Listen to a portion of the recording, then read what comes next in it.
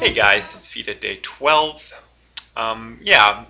Yesterday's discussion or question was from more of a secular or atheistic standpoint. What would be your response to someone asking you, why be good?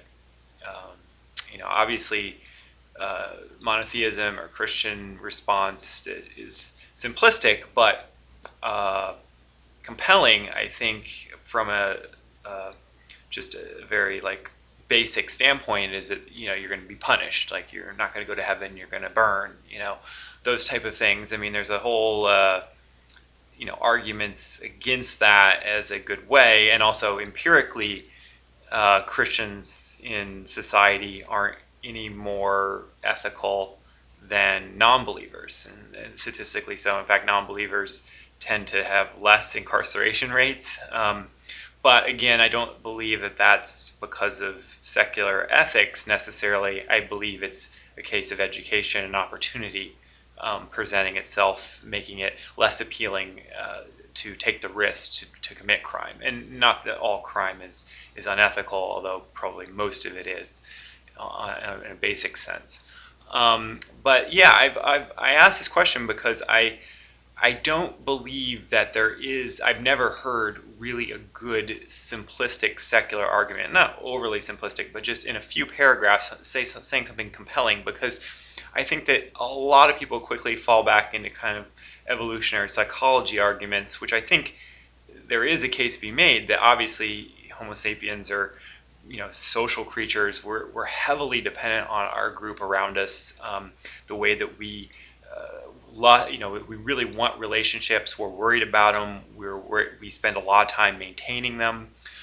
We want to, but then also there's a tension of individualistic goals within that group, status, things that we can do, that we can get away with. We do. I mean, all of us, or maybe all of us. I speak for myself. That we steal things from work occasionally, small things or sometimes big things. Things, or drink our, have a glass of my roommate's milk, even though it's not mine, don't tell them, and those type of small things that we think we kind of calculate, can we get away with? And that's maybe the question is, why be good in a situation when you can get away with it, and you feel very likely that you will not get caught. So there's a high reward and low risk type scenario. And I was thinking about this problem, and say, I commit a crime, and it's a bad crime, and someone is harmed, or multiple people are harmed, and someone else is arrested and prosecuted and imprisoned for that crime. Would I say, no, I actually did it, and here's the evidence that proves that I did.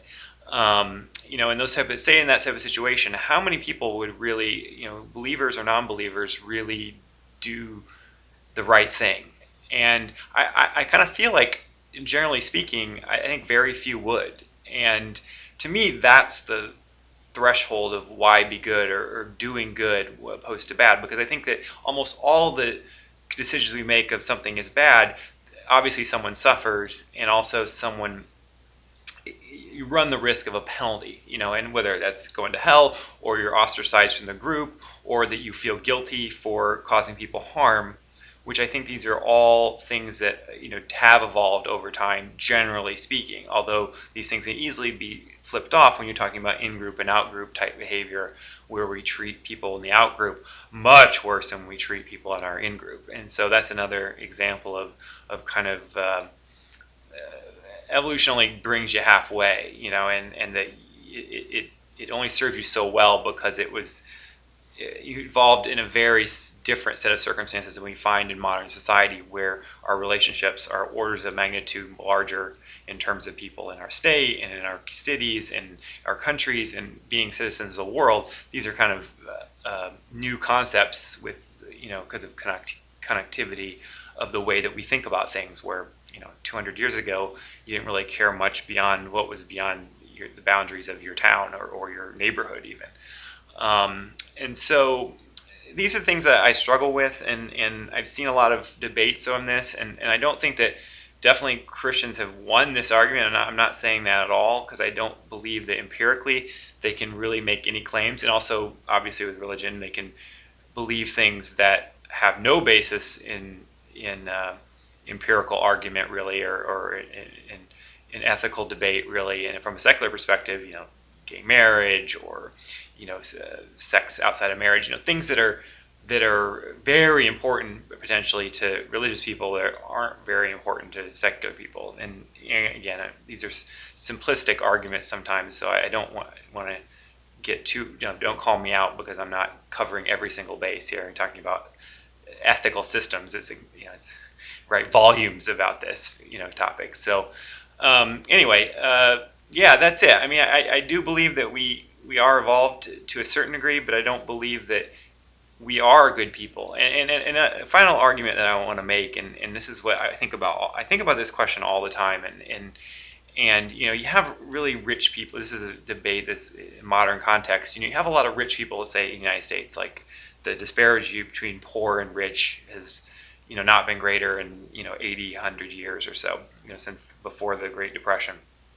And this is a debate that I've always had, that why don't more rich people, or just people in general that have more and don't give to those that have less, or not necessarily just hand over the money and say do what you want with it, but like really pour in their resources and even extra time that they have to leveling the playing field. Because I think that it goes without saying that people where they're born, in the situation they're born into, has a profound influence on their potential and the amount of suffering that they're going to have. This is true in America, this is true around the world even more so.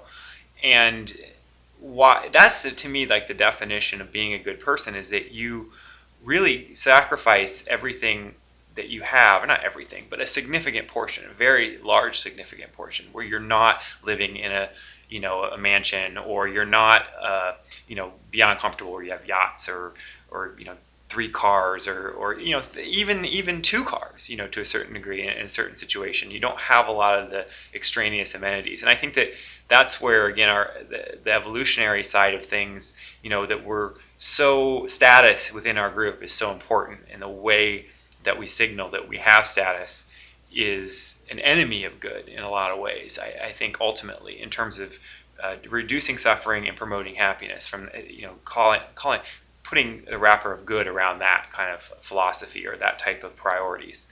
Anyway, I've kind of rambled. This is a very complicated subject. One I think about a lot and I take very seriously, but I really don't feel like I've never heard a real succinct answer from a secular standpoint that hits home, that makes, I believe, religious people pause. And not to say there isn't. I've never really heard one, or at least it didn't convince me that it was a very persuasive argument. It may be rational, and it may be a good argument, and there may be books that are thousands of pages or hundreds of pages long that describe that system, and at the end of it you feel convinced.